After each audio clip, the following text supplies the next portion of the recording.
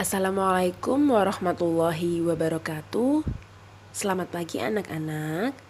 Bertemu kembali setelah kemarin Ibu memberikan evaluasi, yaitu berupa penilaian harian.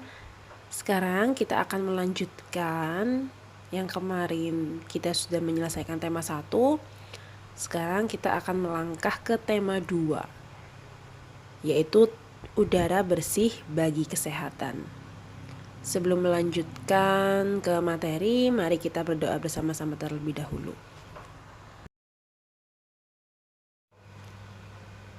Bismillahirrahmanirrahim.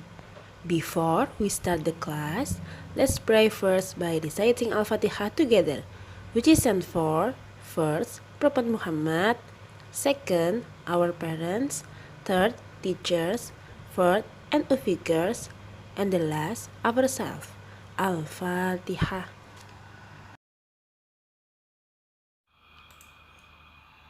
Tujuan pembelajaran hari ini yaitu yang pertama dalam mata pelajaran IPA, yaitu siswa mampu menjelaskan organ pernafasan dan fungsinya pada hewan dan manusia.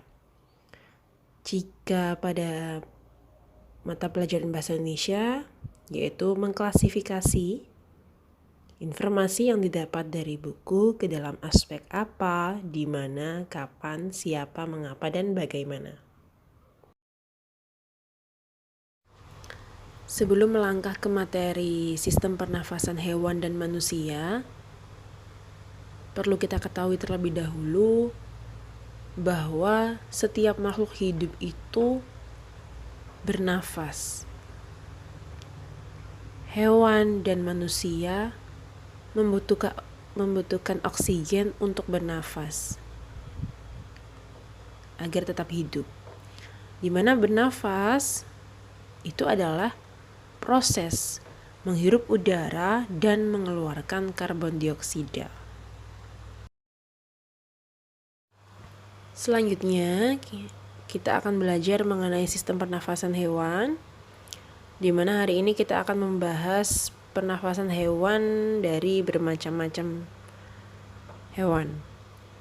Di mana yang pertama yaitu cacing tanah. Cacing tanah ini bernafas menggunakan permukaan kulit. Untuk lebih jelasnya nanti akan dijelaskan di slide berikutnya. Kemudian serangga itu bernafas dengan trakea. Ikan itu bernafas dengan insang. Mamalia itu bernafas menggunakan paru-paru.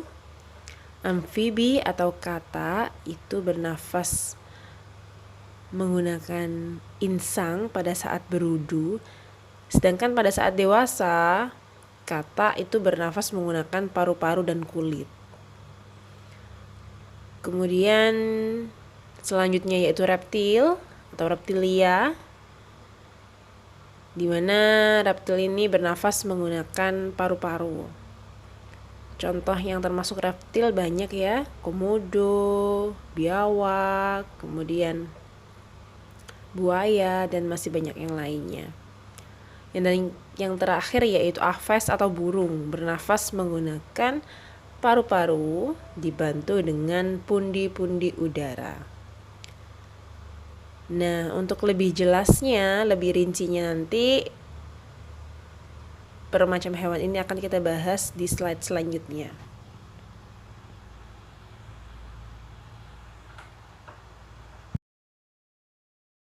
Selanjutnya kita akan membahas mengenai alat dan sistem pernafasan pada cacing tanah, di mana cacing tanah itu bernafas melalui permukaan kulit.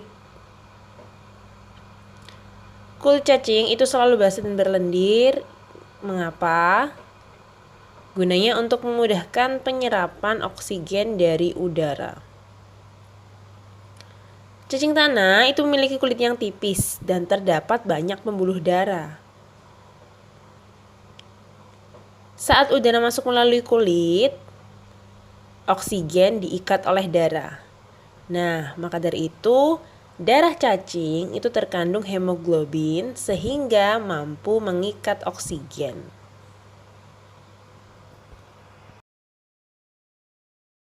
Selanjutnya, kita akan membahas mengenai alat dan sistem pernafasan pada serangga atau insekta. Contoh dari serangga yaitu nyamuk, belalang, kupu-kupu, lalat, dan masih banyak yang lainnya. Di sini, serangga itu alat pernafasannya yaitu berupa trakea. Di mana trakea itu adalah sistem tabung yang memiliki banyak percabangan di dalam tubuh.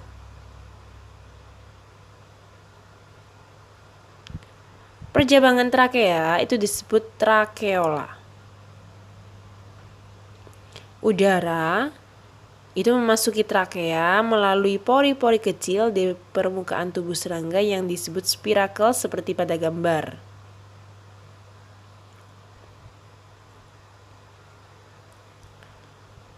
Udara itu beredar melalui pembuluh udara kecil, kemudian sel-sel tubuh dari serangga mengambil oksigen langsung dari pembuluh udara kecil tersebut.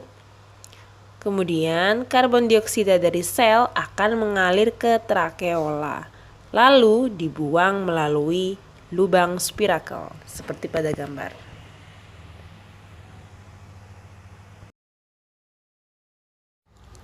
Selanjutnya yaitu alat pernafasan pada ikan atau Pisces. Ikan itu bernafas dengan organ khusus mirip saringan yang disebut insang. Bagian insang itu berbentuk lembaran tipis berwarna merah muda dan selalu lembab. Itu dinamakan lembaran insang. Insang itu terdapat tepat di belakang rongga mulut pada kedua sisi kepala ikan. Atau biasanya insang itu mudah kalian temui, di mana insang itu terletak di sebelah kanan dan kiri kepala. Biasanya, insang itu dilindungi oleh selaput atau rangka yang disebut tutup insang atau operculum. Di balik tutup insang ini terdapat 4 deret insang yang saling tumpang tindih. Jadi diingat-ingat bahwa insang itu berjumlah 4 pasang. Insang itu berfungsi sebagai alat pengeluaran garam-garam dan sebagai penyaring makanan. Jika pada ikan yang hidup di tempat yang kurang air, insang itu terdapat lipat-lipatan yang disebut labirin, di mana labirin itu digunakan untuk menyimpan cadangan oksigen.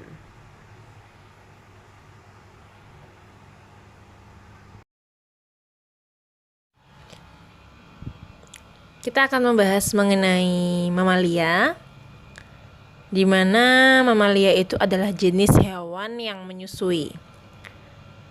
Mamalia itu ada 2 jenis, yaitu mamalia darat dan mamalia air. Contohnya kalau mamalia darat yaitu kambing, sapi, kerbau, dan lain-lain. Sedangkan mamalia air yaitu paus, duyung, dan lumba-lumba. Alat pernafasannya jika pada mamalia darat itu terdiri atas hidung, pangkal tenggorokan, batang tenggorokan, dan paru-paru. Sedangkan pada mamalia air, hidungnya itu dilengkapi dengan katup. Jadi pada saat mamalia tersebut menyelam, katup itu akan menutup. Dan sebaliknya, pada saat mamalia tersebut muncul ke permukaan air, katup itu akan terbuka. Nah, saat itulah mamalia akan menghirup oksigen serta mengeluarkan karbon dioksida dan uap air.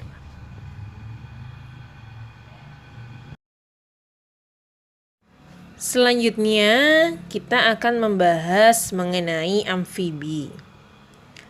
Di mana dikatakan amfibi itu adalah hewan yang hidup di 2 alam, yaitu di darat dan di air. Di sini contohnya yaitu katak. Saat masih berbentuk kecebong, organ pernafasan katak itu adalah insang, seperti ikan. Tetapi insang kecebong itu terletak di luar tubuhnya, seperti pada gambar, dan terdiri atas lembaran-lembaran kulit halus yang mengandung kapiler darah. Setelah berumur 9 hari, kecebong bernafas menggunakan insang dalam. Insang dalam itu akan menyusut seiring mulai berfungsinya paru-paru. Sehingga katak dewasa bernafas menggunakan paru-paru dan permukaan kulit. Kenapa permukaan kulit katak selalu basah?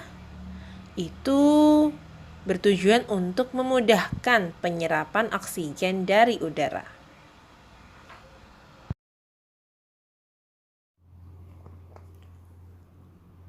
Hari ini kita akan langsung ke reptilia atau reptil.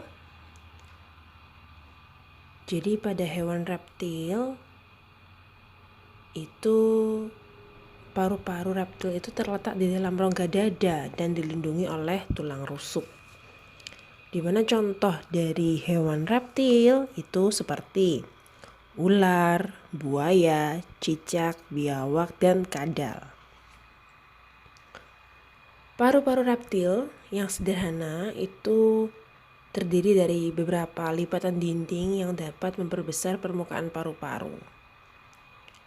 Di mana paru-paru kadal dan buaya itu malah lebih kompleks atau malah lebih lengkap dengan beberapa belahan dan bertekstur seperti spons.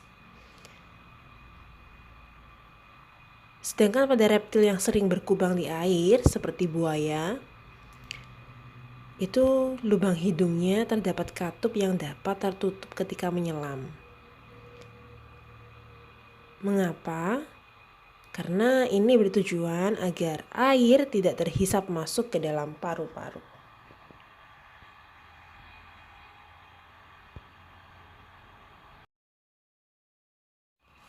Burung atau aves. Jadi burung itu bernafas dengan sepasang paru-paru, di mana paru-paru burung itu terletak di dalam rongga dada. Jadi udara yang mengandung oksigen itu masuk melalui lubang hidung pada pangkal paru sebelah atas, sesuai dengan gambar itu ya. Kemudian selanjutnya udara masuk ke pembuluh udara yang disebut trakea, sesuai panah yang bergambar biru itu, di mana kantong udara burung itu berfungsi sebagai tempat menyimpan udara. Jadi pada saat tidak terbang, burung itu menghirup udara sebanyak-banyaknya. Nah, udara yang dihirup itu disimpan dalam kantong udara. Sedangkan pada saat terbang, burung tidak menghirup udara, melainkan dia mengambil dari kantong udara tersebut. Selain berfungsi sebagai tempat menyimpan udara, kantong udara juga membantu mencegah hilangnya panas tubuh yang terlalu besar dan memperkeras suara dari burung.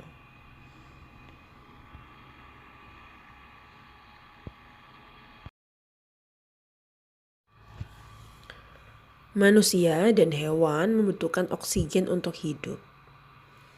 Oleh karena itu, mereka melakukan proses tersebut yang disebut bernafas.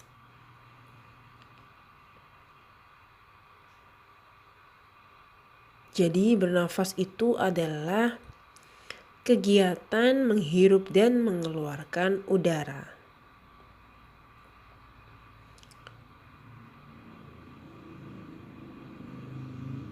Organ pernafasan manusia itu terdiri atas hidung, faring, laring, trakea, bronkus, bronkiolus, dan paru-paru atau alveolus.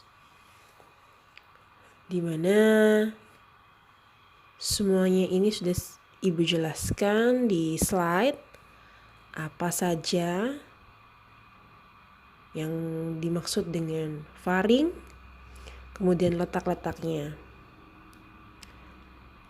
Silakan Ananda mengamati slide berikut ini, yaitu mengenai sistem pernafasan manusia. Nah, berikut adalah gambar dari paru-paru manusia, di mana keterangan gambarnya di sini yaitu A itu adalah paru-paru kanan, B itu merupakan bronkus kiri, di mana bronkus tadi adalah percabangan dari trakea. Jadi bronkus itu ada dua, bronkus kiri dan bronkus kanan. Kemudian yang C yaitu otot-otot di dinding bronkus. D, ruang udara di dalam bronkus. E, itu bagian dalam bronkus. F itu alveoli. G, ruang udara di alveoli. H, pembuluh udara, dan I adalah bronchiola.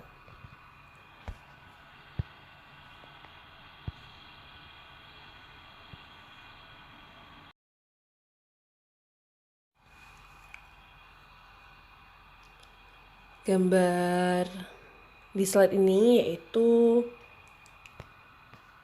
bagaimana diafragma pada saat kita bernafas, di mana kegiatan bernafas itu membutuhkan kekuatan otot. Nah, otot pernafasan utama itu adalah diafragma. Diafragma itu terdapat di dalam tubuh di bagian bawah rongga dada. Jadi diafragma itu bentuknya seperti kubah, sesuai dengan gambar. Nah, pada saat kita menghirup udara, itu diafragma itu akan berkontraksi. Pada saat paru-paru membesar untuk dapat menampung udara yang kita hirup. Nah, sebaliknya, pada saat kita membuang nafas atau mengeluarkan karbon dioksida, otot diafragma itu akan berelaksasi dan otot tulang rusuk itu akan mengendur. Kemudian paru-paru mengkerut lagi ke ukurannya yang lebih kecil. Begitu seterusnya.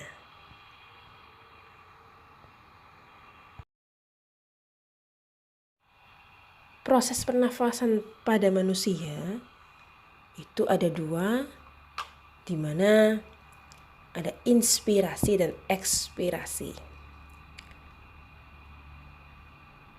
Jadi anak-anak bisa dipahami ya bahwa inspirasi itu proses masuknya udara pernafasan ke dalam paru-paru. Sedangkan ekspirasi itu proses keluarnya udara pernafasan dalam paru-paru. Kita menghirup oksigen atau O2. Nah, kita mengeluarkan CO2 atau karbon dioksida. Selanjutnya kita melangkah ke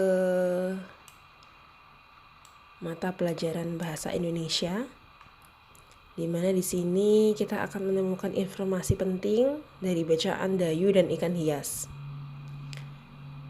Di sini Ibu sudah menyisipkan atau meletakkan peta konsep dari bacaan Dayu dan ikan hias. Nah, di sini ada pertanyaan bahwa apa nama jenis ikan hias yang dipiara? Nah, kalian bisa baca dari bacaan Dayu dan ikan hias. Apa nama jenis ikan hias yang dipiara? Di sini sudah ada bacaannya.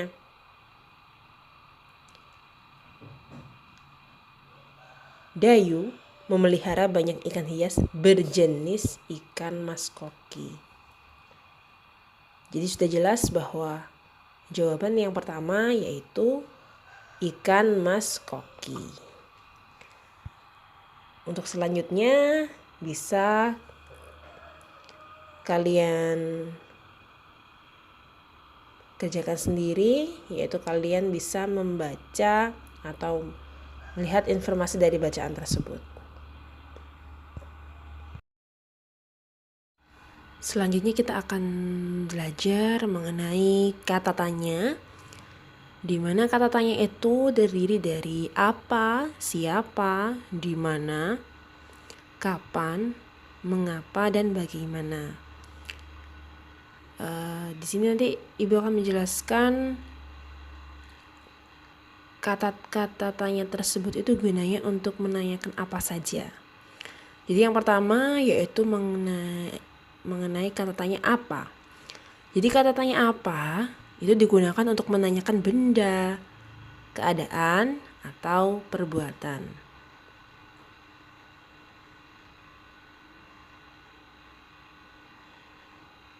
Jadi contohnya misalkan seperti ini. Apa benda yang kamu sukai? Nah, seperti itu. Nanti jawabannya juga benda dan lain-lain. Kemudian kata tanya siapa? Itu digunakan untuk menanyakan orang atau subjek atau pelaku. Contohnya seperti ini. Siapa orang tuamu? Nah, seperti itu. Siapa namamu? Kemudian kata tanya di mana? Nah, ini sudah jelas bahwa digunakan untuk menanyakan tempat.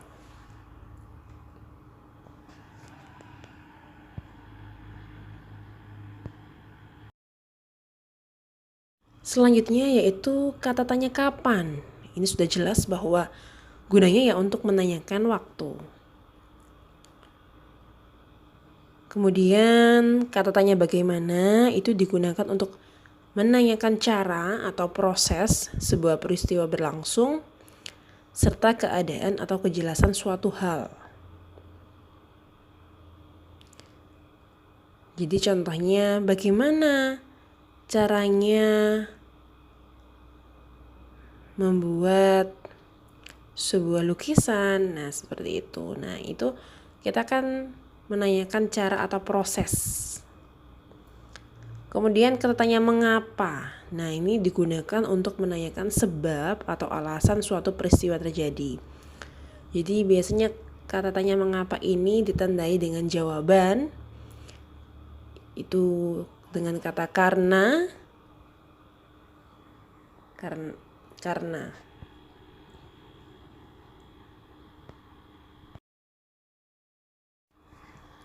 Tugas untuk hari ini yaitu Ananda mengerjakan di buku paket yaitu halaman 16 sampai 18 mengenai kata tanya apa, kapan, di mana, sampai bagaimana. Nanti Ananda bisa melihat dari bacaan apa yang perlu ditanyakan menggunakan kata-kata tersebut.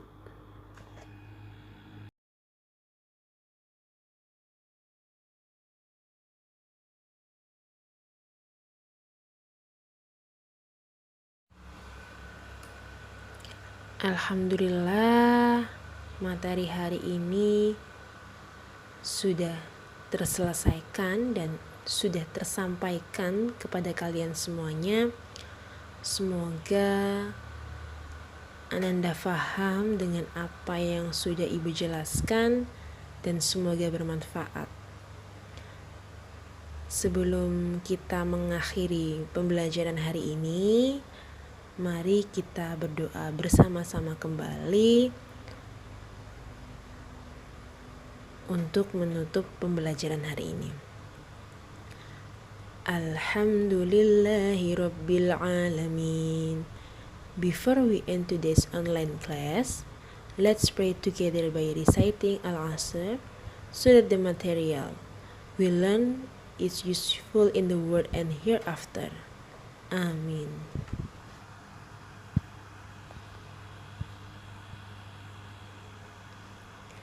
Ibu akhiri, wassalamualaikum warahmatullahi wabarakatuh.